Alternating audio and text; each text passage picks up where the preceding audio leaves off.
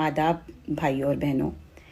कल मेरे भाई इमरान मसूद को 5 लाख मुचलके पे पाबंदी लगाई गई उन पर, जिसको उन्होंने हमेशा की तरह भुनाने की कोशिश की।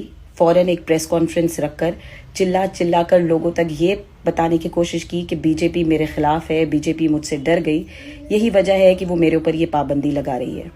दरअसल बात यह है कि ये पाबंदियां इस तरह की हमेशा इलेक्शन से पहले लगती हैं, और वो अकेले इंसान नहीं हैं, ये बहुत लोगों पे लगती हैं, ख़ासतौर उन पर जिनकी ज़रा सी भी गुंडा प्रवृत्ति हो और जिनकी वजह से माहौल ख़राब होने का डर हो, उनके ऊपर ये पाबंदियां लगाई जाती हैं।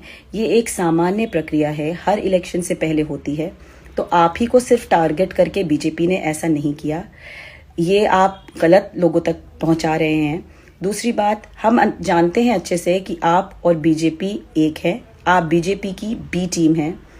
ये बात, इसका अंदाज़ा आप बहुत अच्छी तरह से इस बात से लगा सकते हैं कि जब से 10 साल से बीजेपी सरकार में आई है और तकरीबन 8-9 साल से योगी जी भी सरकार में है, आपके ऊपर एक भी मुकदमा नहीं है।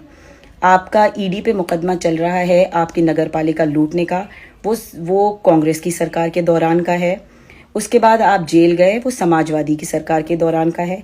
अभी पिछले दिनों जो आपके ऊपर कुछ जुर्माना लगा था, वो मायावती जी के दौरान का था, उनके लिए कुछ अपशब्द बोलने पर था।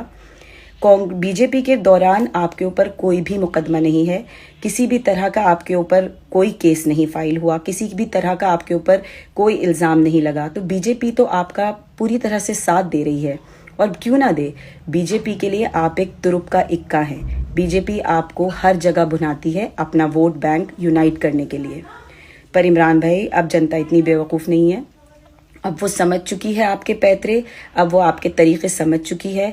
अगर आप झूठ को चिल्ला चिल्ला के चीख चीख के भी कहेंगे तो वो सच नहीं हो जाएगा, झूठ झूठ ही रहेगा। आपसे मैं ये जानना चाहती हूँ कि आखिर क्यों, जब बुलडोज़र की प्रक्रिया चल रही थी और हर तरफ बुलडोज़र चल रहे थे, तो आपकी बजूरिया इंटर कॉलेज वाले घर पे बुलडोज़र क्यों नहीं चला, जब भी वो भी किसी मठ या मंदिर की ज़मीन पे बनाया हुआ है। आपके बैठक पे मुकदमा चल रहा है, उसकी प्रक्रिया कुछ आगे क्यों नहीं बढ़ी। अगर आप